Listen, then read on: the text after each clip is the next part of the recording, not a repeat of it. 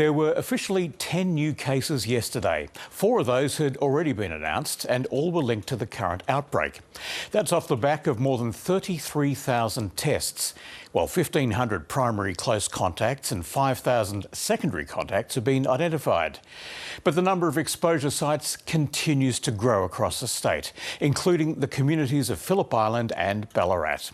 Jessica Longbottom joins us now from Amy Park, which is also an area of concern. Jess, what's the latest? G'day, Hugo. Yeah, those exposure sites are now more than 120 and one of the biggest is here at Amy Park. We know that a positive case attended the match between the Wallabies and France on Tuesday evening. They were on level 1 and people in certain areas around where they were seated are being asked to come forward and get tested. And that's just one of those venues on the growing exposure list. There's public transport routes, shopping centres, op shops, several cafes as well. And regional Victoria as well, it's not great news for the regions tonight.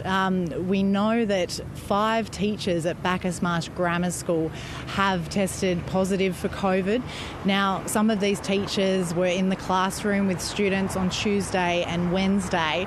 That whole school community did go into isolation on Wednesday evening, so that's good news, but certainly it seems like cases could be growing in that school community.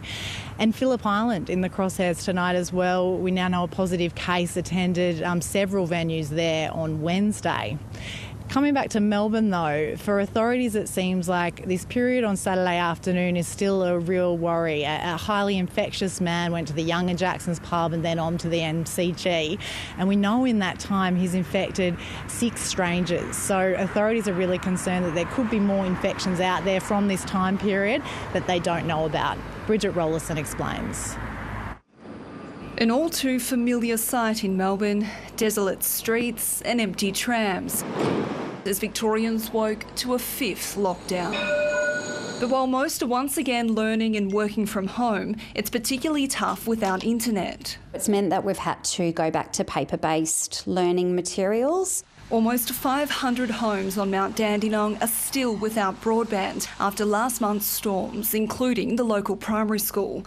Its students had only just been allowed back in the classroom. Local parents are worried about their kids. She's just inside doing not much. We don't really have any internet for her to even be watching Netflix today. 6 new cases were recorded in Victoria today, including more stranger-to-stranger transmission.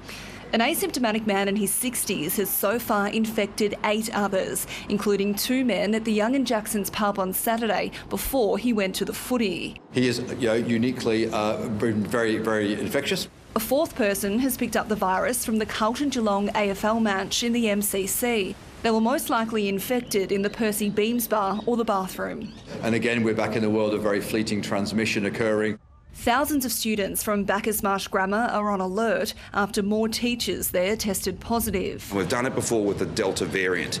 We can do it again and we will do it again. While some regional Victorians may get an early reprieve from lockdown, for many it's not enough. Absolutely unfair. We've had no cases here. We're 300 kilometres away from Melbourne. The latest outbreak was sparked by 2 removalists who brought the virus over the border from New South Wales. Removalists from red zones are now banned from entering Victoria for a fortnight, and all interstate truckies must get tested every 3 days. If you're coming from a red zone moving furniture, no, you aren't. So we think that's the appropriate thing to do. While it's too early to say whether the Victorian lockdown will end as planned on Tuesday night, Daniel Andrews says he'll try to get the state back to normal as soon as possible. Over the next few days, the focus won't necessarily be on the number of cases, but how many have been infectious in the community. Bridget Rollison, ABC News, Melbourne. Any Victorian that loses at least 8 hours of work over the next 5 days will get income support under further changes to the Morrison government support for lockdowns. The state and Commonwealth are sharing the costs of that support, and the Andrews government is providing payments of up to $3,000 for businesses again hit by lockdowns. Here's state political reporter Richard Willingham. Bramley Estate in Melbourne's outer northeast is usually busy for weddings and funerals. The worst phone call I've had to make through this whole pandemic was ringing the wife of someone who'd lost their husband and telling them that they couldn't have their funeral today. Victoria's fifth lockdown has already cost the Warrandyte venue $10,000. Government grants are welcome, but business owners want instant relief. It's not about just throwing a few $1,000s at businesses and hoping that we'll be okay. It's about making sure we're not paying payroll tax. But that's exactly what the state is doing.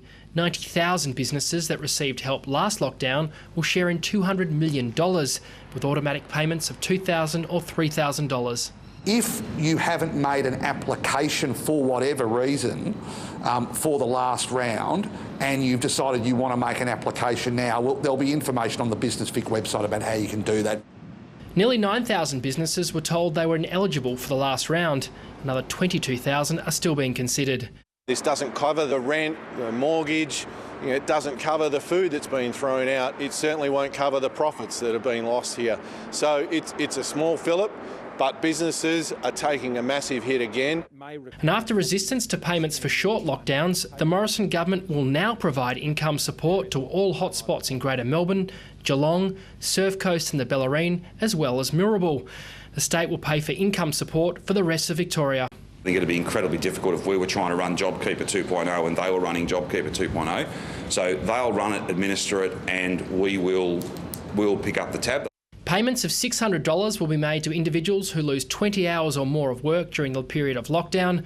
A smaller payment of $375 goes to workers losing between 8 and 20 hours. The Prime Minister has had a dramatic change of heart on financial assistance for shorter lockdowns. Earlier this week, his Treasurer accused the Premier of whinging after he accused Canberra of shortchanging Victoria.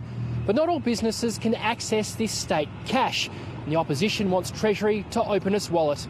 These lockdowns are cumulative. The pain they cause to people, to small businesses, it adds up. It gets worse. It's an issue the government says it's looking at. Richard Willingham, ABC News, Melbourne.